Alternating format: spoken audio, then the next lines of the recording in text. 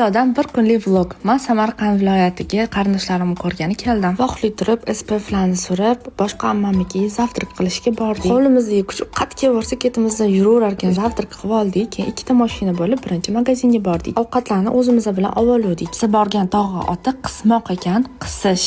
Bu fe'l qisish degan tog'. Sizlar manzarani qaranglar, shunday tog'dan oqib kelayotgan muzdek suv. Yoshligimda bu yo'lga rosa ko'p kelganman. Adam shu yerda tug'ilib o'sganlari sababli kanikulda 3 oy yozimiz shu yerda o'tardi. Biz Toshkentda tug'ilib o'sgan bo'lsak ham, lekin bu yo'llarni rosa ham yaxshi ko'ramiz.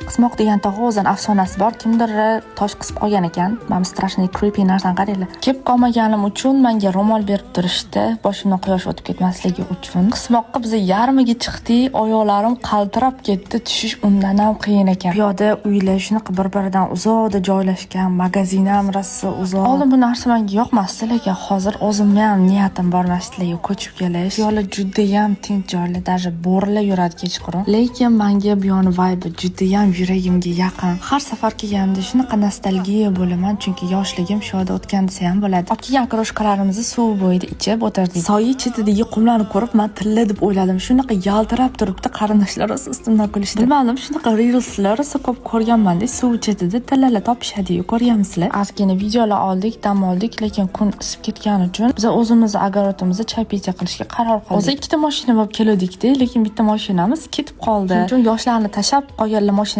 ketishdi, biz esa peshkom ketdik. Biz lekin bitta mashina topdik, u mashinaga 11 ta odam bo'lib tiqilib uyga yetib oldik. Keyin amakimlarni uyiga kelib, огородligida chaypicha qildik. Chaypichani bu yerda mayobka deyishadi.